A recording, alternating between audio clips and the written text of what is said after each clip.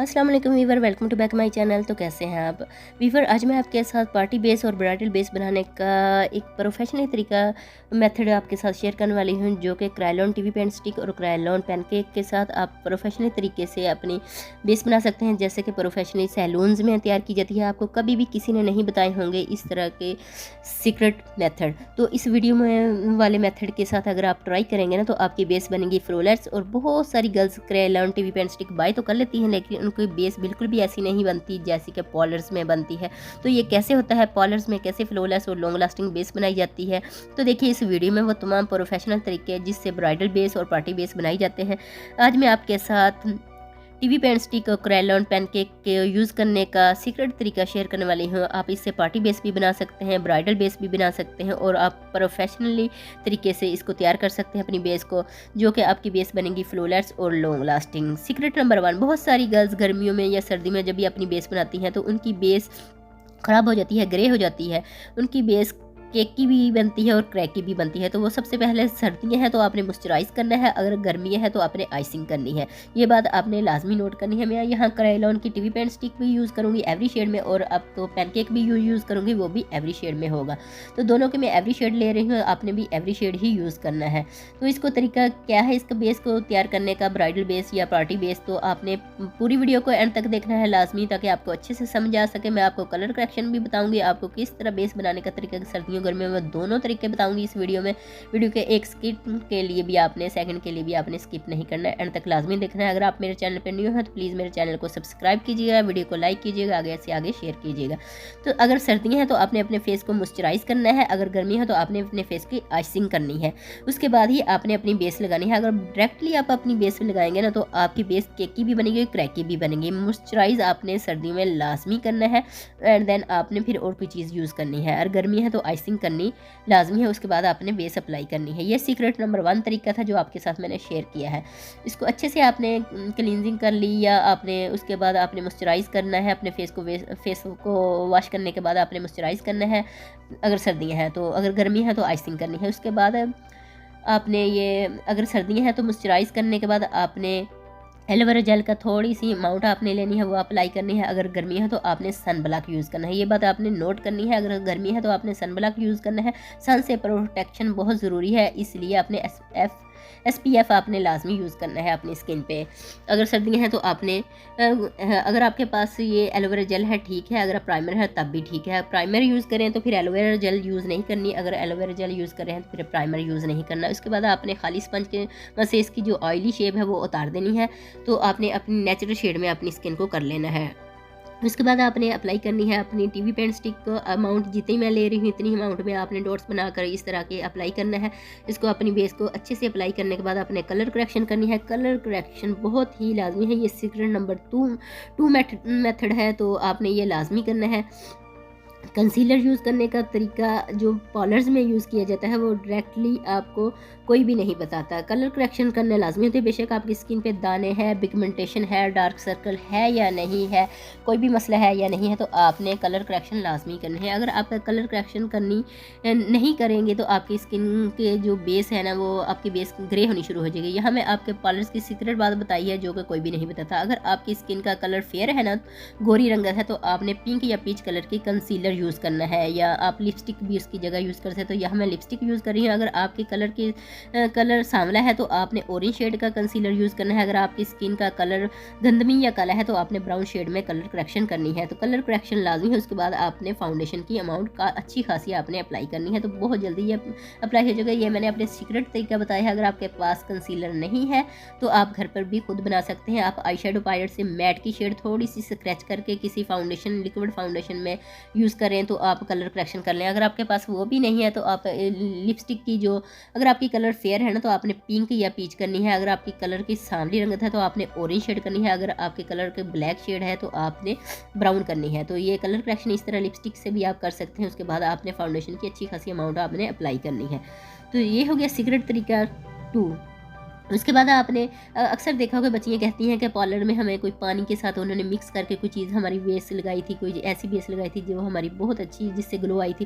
तो वो यही होती है जेनी वालों की एक्वा की मैं ये 38 नंबर ले रही हूँ। तो इसके वो कैसे मैंने तरीका प्रोफेशनल तरीके से इसको यूज़ करना है, तो इसको मैं सेटिंग स्प्रे के साथ यूज़ करूँगी। बहुत सी बच्चियाँ अक्सर इसे पानी के साथ भी यूज़ कर लेती हैं, तो आप खाली भी यूज़ कर लेती हैं। खाली नहीं आपने यूज़ करना, आप या पानी के साथ इसे यूज़ करें या आप सेटिंग स्प्रे के साथ यूज़ करें। आपने अपने फेस पे सेटिंग स्प्रे अप्लाई नहीं करनी, ये बात याद रखना। आपने सिर्फ जस्ट अपनी बेस के ऊपर ही अप्लाई करनी है। अगर आपके पास लिक्विड फाउंडेशन है तब भी ठीक है, अगर आपके पास लिक्विड फाउंडेशन नहीं है तो इस तरह आपने अपने जो स्पंज ब्यूटी ब्लेंडर है उसको भी थोड़ा सा गीला कर लेना है। वेट करने के बाद ही आपने इसको अप्लाई करना है। तो इस तरह आपने थोड़ी सी अमाउंट लेते जाना है और अपने फेस पे अप्लाई करते जाना है। ज़्यादा अमाउंट में अगर लेंगे ना तो आपकी बेस केकी सी बन जाएगी। तो आपने इसे फ्लॉलेस बेस बनानी है, तो आपने इसी मेथड के साथ आपने अप्लाई करनी है अपनी बेस को। तो प्रोफेशनल तरीके से अगर आप बेस बनाना चाहते हैं तो कलर करेक्शन बहुत ज़्यादा लाजमी है। कलर करेक्शन लगाने से आपकी स्किन के टोन को इवन टोन करना होता है। बहुत सारे सैलून में किया जाता है कि वो डायरेक्टली एक सफ़ेद कलर की बेस आपके फेस पे लगा देते हैं। उनकी वो बेस ना तो ग्रे होती है ना ख़राब होती है। ये एक ट्रिक होती है जो पार्लर वाली नहीं बताती।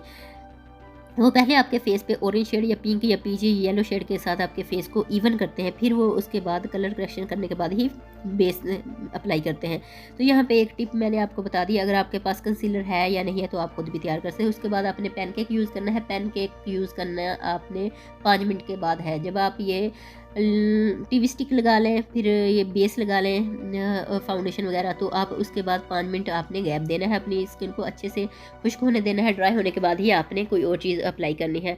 तो इसे आप सेटिंग स्प्रे से भी यूज़ कर सकते हैं। इसे आप गीला स्पंज करके पानी के साथ भी यूज़ कर सकते हैं। तो तब तक 5 मिनट के लिए आप आइस मेकअप कर लें, आई लैशेज़ लगा लें, आईब्रो सेट कर लें। तब तक के लिए आप आई लाइनर वगैरह लगा सकते हैं। उसके बाद ही आपने पैनकेक यूज़ करना है। 5 मिनट के बाद ही आपने पैनकेक यूज़ करना है अच्छे से। बहुत सारी बच्चियाँ अपने स्पंज को ब्यूटी ब्लेंडर को बहुत ज़्यादा गीला कर लेती हैं, तो फिर उनकी बेस फटनी शुरू हो जाती है। जो उन्होंने टीवी स्टिक लगाई होती है वो फटनी शुरू हो जाती है। तो ऐसे नहीं आपने करना, अच्छे से इसे निचोड़ लेना है। इसका पानी का एक ज़र्रा भी इसमें ना हो, सिर्फ आपने जस्ट इसको गीला करना है। देन आपने पैनकेक को अप्लाई करना है। पैनकेक को आपने ऐसे ही अप्लाई करना है जैसे मैं कर रही हूँ, डिप डिप करके। आपने ज़्यादा दबाव नहीं देना। अगर आप ज़्यादा दबाव देंगे ना तो आपकी बेस फटनी शुरू हो जाएगी। आपने सिर्फ थोड़ा सा गीला करना है। थोड़ा सा गीला करने के बाद आपने जस्ट इसको थोड़ा सा दबाव देना है। थोड़ा सा दबाव देने के बाद ही आपकी बेस अच्छी सी सेट हो जाएगी। अगर आपके ब्यूटी ब्लेंडर से कर रहे हैं तब भी ठीक है, अगर आप ब्रश की मदद से कर रहे हैं तो तब भी ठीक है ये। लेकिन पैनकेक ये होता है ना, ये ब्यूटी ब्लेंडर से ही लगता है, स्पंज की मदद से ही लगता है।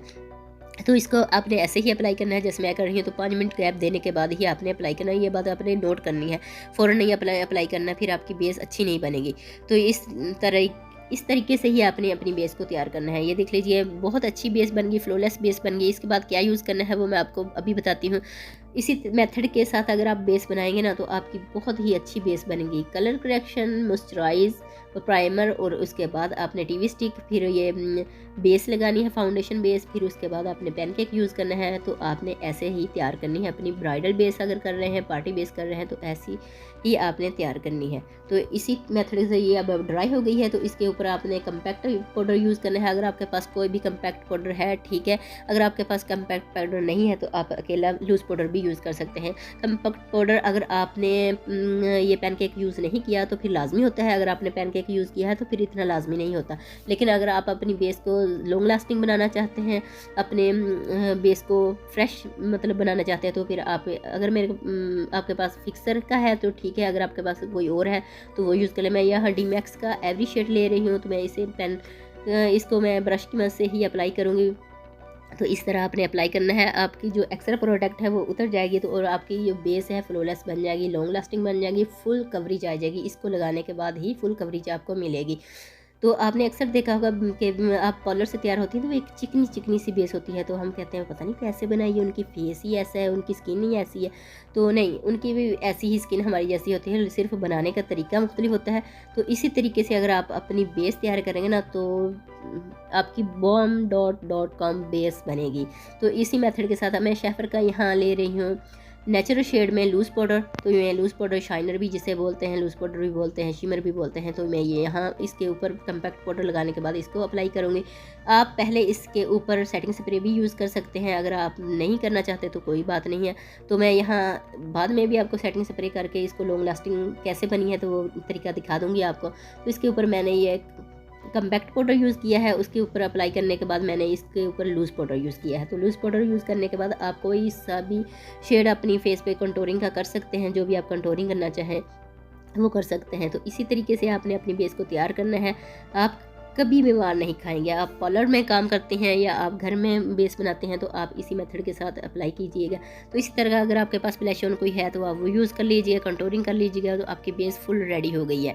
तो इसी मेथड के साथ अगर आप बेस बनाना चाहते हैं तो ये मेरी वीडियो लाजमी देखिएगा। एवरी शेड में ही आपने लेनी है क्रेयॉन टीवी स्टिक और एवरी शेड में ही आपने पैनकेक लेना है इसका। अगर आप एक F1 में लेंगे और एक एवरी शेड में लेंगे, एक 38 में लेंगे, तो आपकी बेस अच्छी नहीं बनेगी। तो यहाँ मैं एवरी शेड में ही तमाम चीज़ें यूज़ कर रही हूँ, तो एवरी शेड में ही मैंने यूज़ की हैं। तो इसी तरीके से आपने बनानी है अपनी बेस। सिर्फ कलर करेक्शन होती है सबसे मेन चीज़। इसके ऊपर मैं शावर कर रही हूँ सेटिंग स्प्रे का, जिससे हमारी बेस लॉन्ग लास्टिंग बन गई है और हमारी बेस फटेगी भी नहीं, ग्रे भी नहीं होगी। हमारी बेस में एक चिकनी सी और ग्लासी सी स्किन हमारी जैसी होती है ना, वैसी एक बेस बन गई है। कोरियन स्किन जिसे बोलते हैं, ऐसी हमारी बेस बन गई है।